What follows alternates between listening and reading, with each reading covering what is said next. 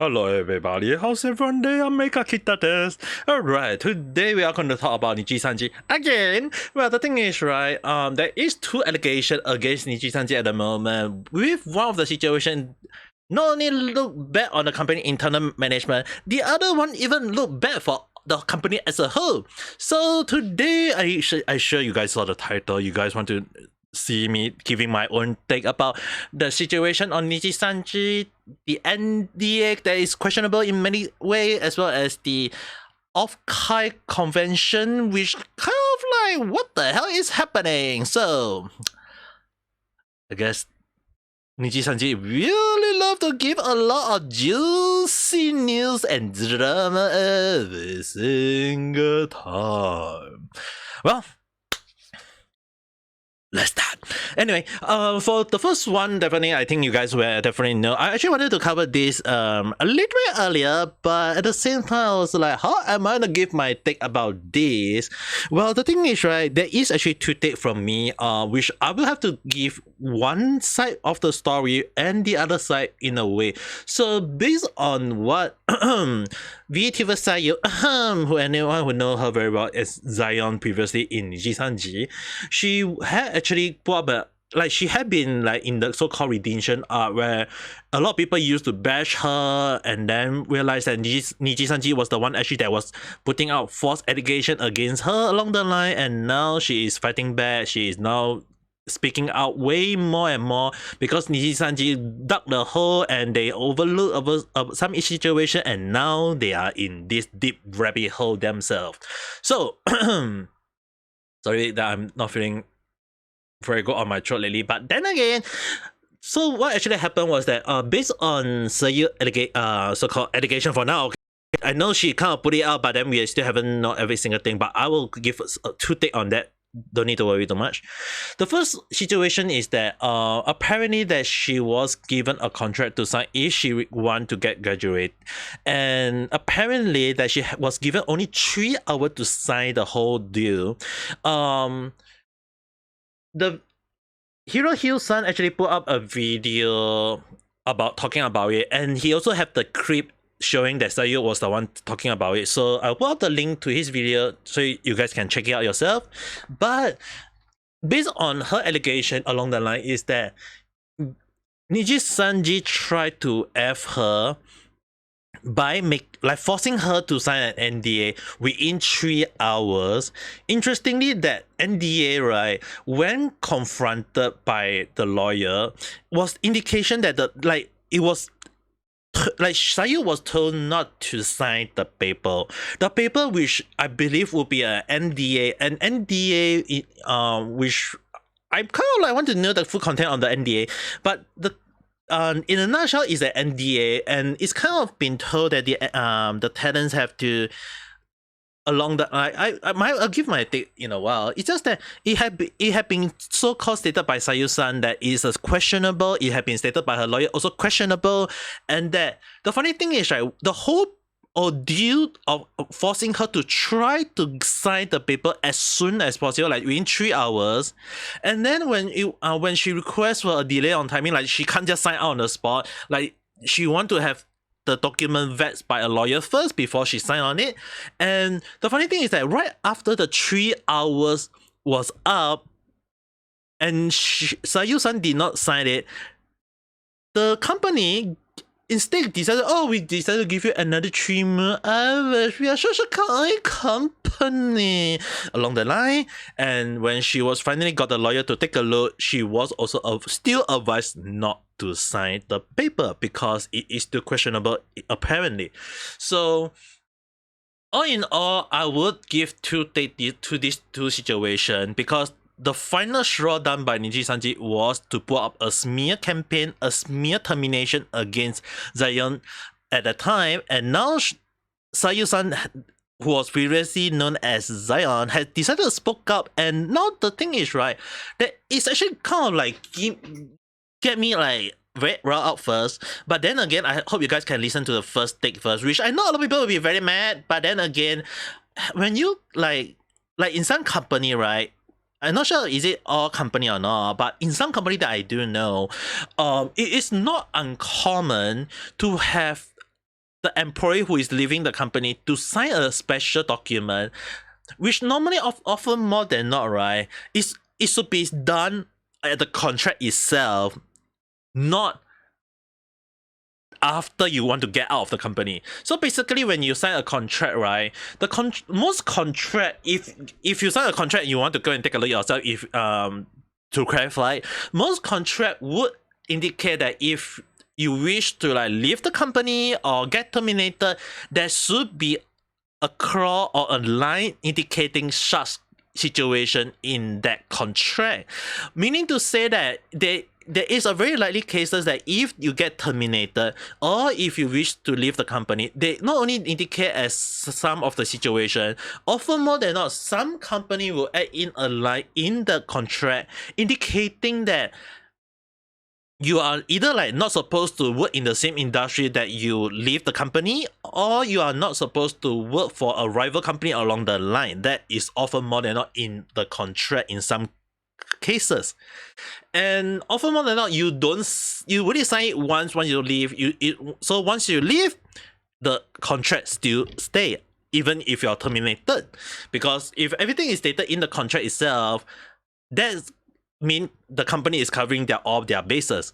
But now here's is the point that I know a lot of people will be questioning, why do some people still have to sign the NDA at the end of their employment, or at like once they want to leave the company, they still have to say is to cover their own base. For some company, they will do the NDA at the end of the like when they want to terminate a person, or they want to let them retire, or the company want, or the employee want to quit along the line. Often more than not, it's the same thing as the contract that I just mentioned. It's either they don't want the person to leave the company and work for a rival company, or in the case that they don't want the person to leak more secret about the company, which often more than not can be the case. And due to such case, it is not uncommon, again I mentioned, for people to sign the NDA after they leave, because what they're afraid for some company is that they may leak information about the company. Again, listen carefully, leaking information about the company, as well as indicating of working for another company that is considered a rival to the company. So often more than not, this kind of NDA do come questionable, but not unheard of. And I know many people who are not study contract situation will not understand this kind of thing, which is the reason why I explain it to you, so that you guys have a better understanding. That is my first take. So for Nijisanji telling the Sayu-san to sign the NDA, I was like, okay, understand, because it's not unheard of. But then the behavior done by Nijisanji is the questionable part, which this one I'll give one take, but then again it can be considered as two takes at the same time. So what are the takes? Well, the thing is, right, number one, again back to the point that the 3 hours to sign a contract, not often more than not, when you want to leave a company, often more than not, right, when you want the person to sign, it's like, why would you want them to sign within that 3 hours? And then when they realize something is off, that you realize that something is off, then you give them another 3 hours to force them to sign. In that case, it means that you have something situation that they are afraid that Zaion is aware of the situation, that maybe she was bullied, or there is something off in the company, within the company, the management along the line, that, or maybe bullying by the other rival along the line. It is apparently still not confirmed until maybe who knows when there may come a clause along the line. But the thing is, right, based on that, trying to force her to sign the NDA before she can graduate as soon as possible, that seems very iffy. That seems questionable. It seems as if the company is trying to hide something that cannot let the public people to know. So I know a lot of people trying to defend Nijisanji at this point of time. I would point out that if again, I mentioned when I know some people will say that, hey, having NDA being signed at the end of the contract may not be obvious, and you want to leave the company is not unheard of. But then again, the practice of trying to force that person to sign within a time limit is questionable. Because the thing is, right, often more than not, when you give a contract, if both party is agreeing to leave, let's say for example graduation in this case, or in any other employment would be like to quit or resign along the line, it is often more than not you have to give the employees the ample time to vet through every single thing, which is the reason why often more than not there is a clause in the Japan labor law or any and it's supposed to be in most labor law, which is basically 2 weeks to 30 days in advance. Often more than not, like example, if you even in Japan when you want to leave, right, often more than not some company will request you to tell them not 1 month in advance but can be 2 to 3 months in advance. Because the reason is, again, like I mentioned, maybe they want you to sign the special NDA, or maybe they want you to do a proper handover along the line. So often more than not, it is not unheard of to notify in advance for the graduation or termination or whatsoever. But when you want to have them sign the NDA, it is supposed to be within the period of termination that is supposed to be given. So if, for example, like the company give a termination within that 30 days, if they want them to, like the other part, the terminated person to sign a special NDA, it has to be within that 30 days of termination. So for example, if they're going to terminate a person in, let's say, day 1, they have to give advance beforehand. So they can give the notice on the day 1, but the termination effective date has to be on day 30 or day 31st, whichever had a later date. So often more than not, the 30 days should be within that effect, and that during that moment they have to make the other party sign that. So meaning to say that it's supposed to be a 30 days technically to sign that special NDA, but giving the other party a 3-hour to sign, it kind of give out the speculation that they are trying to threaten her to sign the NDA, that if you choose not to sign the NDA, we will terminate you. But even if you are requesting for graduation, we will still terminate you. This is how it seems. So it begs the question, like, when everything after having done and happened, where Sayu did not sign that piece of paper, she was terminated with a smear campaign against her, with a lot of questionable long situation where a lot of people were smearing, like a lot of senders were just basically trying to discredit Sayu-san. So if that is the case, it just proves to the point that whatever if Sayu-san did not sign that piece of paper and she left the company and she decided to spoke out about the company, she will have some sort of credit to her point, which again I have to point out, a lot of people did bash her when she tried to spoke out. So right now when people realize that Vtubers having the same treatment as herself, and people start pointing her story to Sayu-san's story, they realize the similarity between her, Sayu-san, as well as Vtubers-san's situation, that people is really realizing that what happened. In a way, why a lot of people, like those supporters of Sayu-san, including myself, I'm not supporter, it's more towards trying to tell people that it's not like Sayu-san was right, it's more that we have to apologize to Sayu-san, sorry Sayu-san, along the line that she was not just only right, she was given a smear campaign where Nijisanji is trying to discredit her, trying to make sure that if she spoke up about the company, they are going to make sure that she hold no credibility.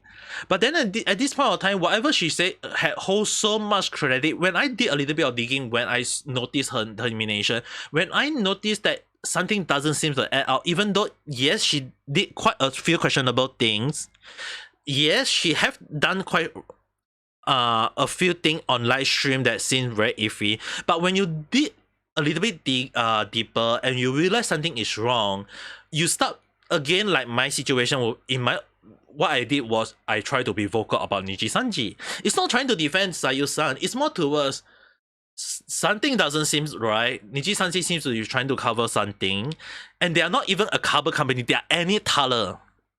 The only cover company is Cover Corp, which is the parent company of Hololive and Holostar. So it's kind of interesting to see that Nijisanji is doing a very poor job on their management, and this thing again, it can be speculated that Nijisanji afraid that Sayu-san may leak the information about their working environment, and that is the reason why they're trying to force her to sign the NDA. And when she failed to do so, they pull up a smear campaign to discredit her. If this speculation is true, it will prove so much so that Nijisanji is a black company that is going as far to trying to threaten or blackmail or even trying to smear anyone to make themselves look good. It's not that they're trying to make themselves look bad. It's more towards they are trying to make themselves look good. And why I would say that is because when other people look bad, they look good. But now they are looking so damn bad, they're trying to make themselves look good. It's backfiring in such a bad way. And again, it really looked like, you know, this would be the case for today's random topic. But then Nijisanji loved to give and give, and I was so glad I actually wait one more day, because when I noticed Sun actually did put up an interesting post indicating like hearing of strange VTuber guests and vetted rejection from Off-Kai Expo 2024. DML open. Reach out if you wish to share, even if anonymous.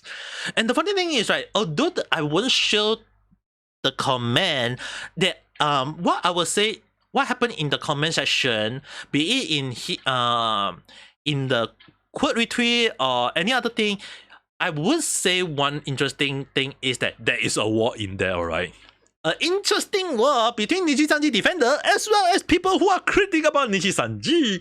So when I saw this, a lot of people did point out that it's interestingly that Force ID put up this image, which is a combination of both Nijisanji having 3 of its talents being featured as a special guest, as well as a notice of rejection from Off-Kai Expo for if you wish to apply for a guest application.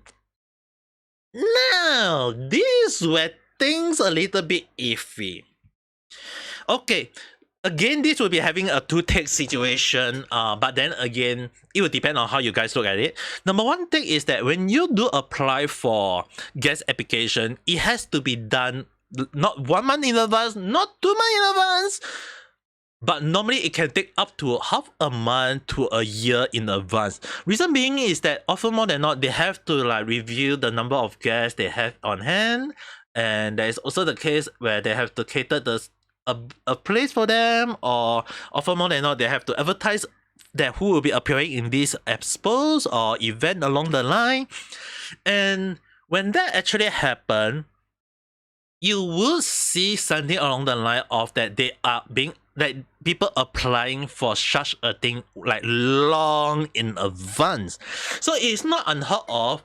But then again, here's the interesting part where Force ID-san, or Force-san trying to put up this image indicating that, which a lot of people have been speculating that, did Nijisanji have a hand in the rejection? Meaning to say that if anyone who is because the thing is that there is a lot of supporter of Nijisanji, but then again there is also a lot of now people who do not wish to support Nijisanji, and quite a lot of artists or company that is now backtracking on, and even sponsorship or partnership along the line, like they are backtracking with their so-called working hand in hand with Nijisanji, and they all get out of Nijisanji, like cancel their contract, cancel their partnership along that line, and they instead support Tokiburn, who is previously known as Selene Tatsuki, and I had thought about it. You guys can check it out in the link for some of the story below. So the thing is, right, it's interestingly that how Nijisanji have been creating a lot of drama themselves, but it's really questionable, like why would they go that route? Well, if you look at the whole situation again, it's really iffy in my own takes. But then again, it's not, again, back to the point where I said it's not unheard of that sometimes when you have a company that is as big as Nijisanji, sometimes they can have a little bit of influence of trying to tell that, hey, like some company will say, hey, I think this person is not suitable for this expos. Maybe you guys can reject this person, blah blah blah, along the line. So often more than not, it can happen.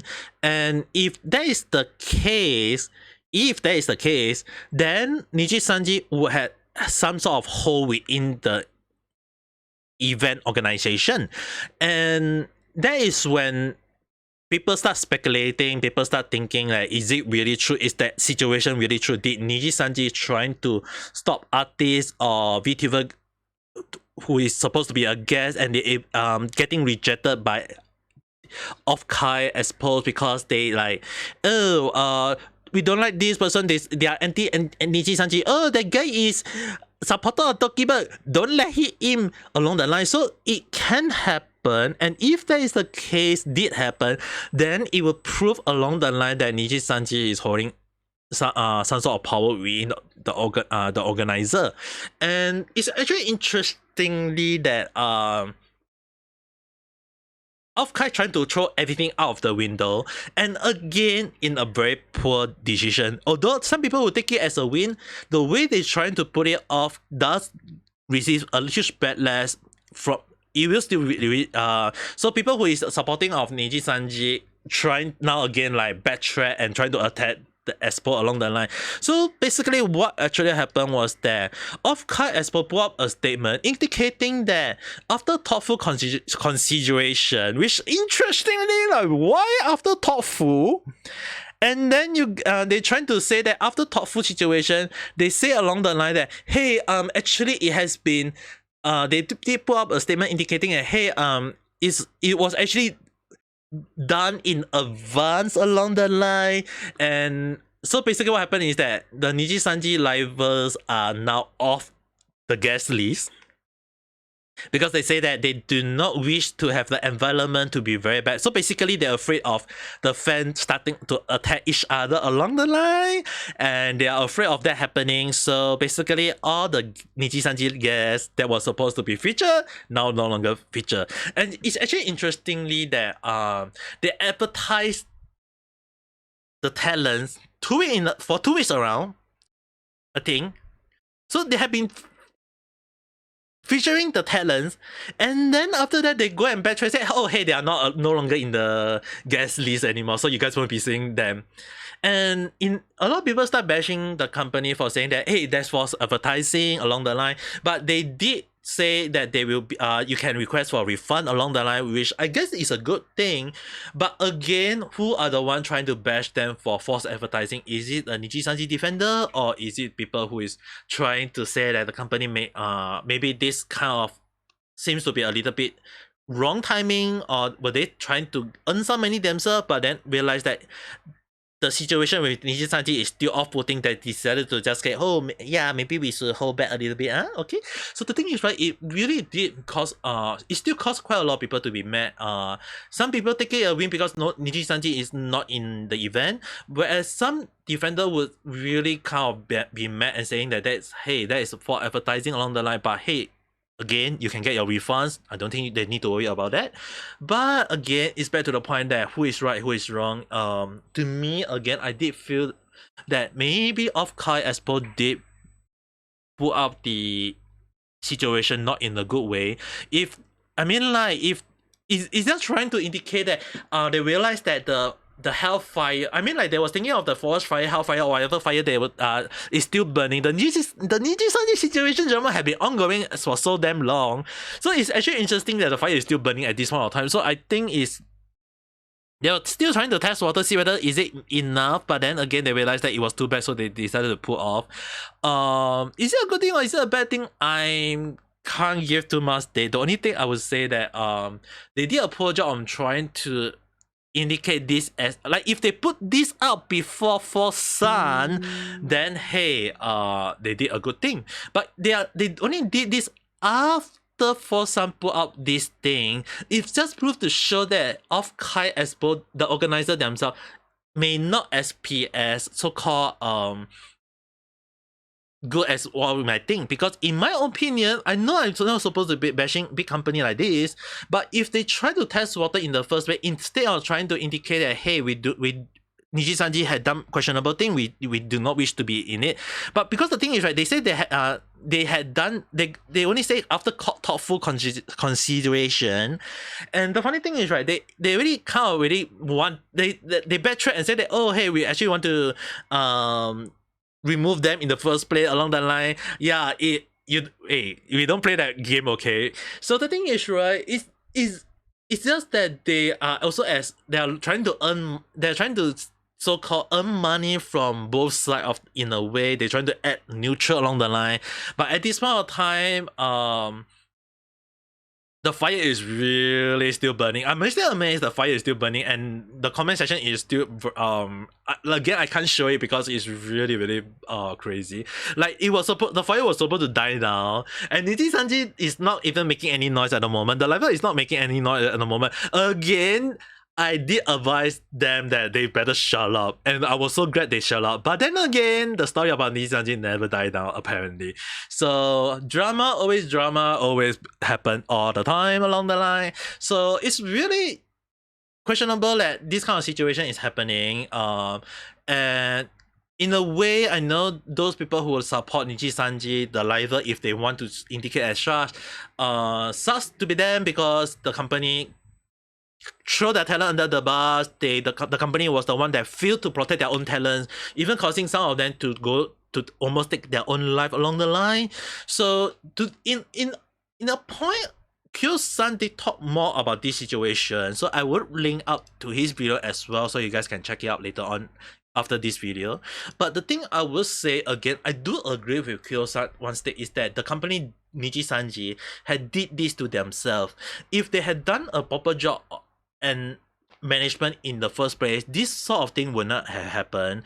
And in this case, I would say, right, if anyone asks me, I would say that Nijisanji is now in a way receiving the same treatment that they have given to most of the talents in the first place. And in a way, I would actually have to ask, did Nijisanji have a taste of their own medicine? Maybe yes, maybe no, maybe I don't know.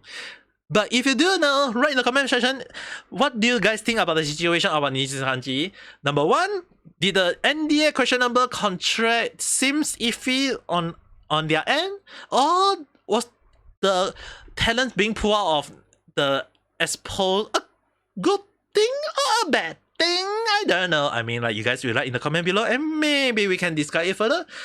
With that, don't forget to press the like button and subscribe for more random chat where I talk about stuff that never follow a single trend. But with that being said, hope you guys have a nice day or night. Bye.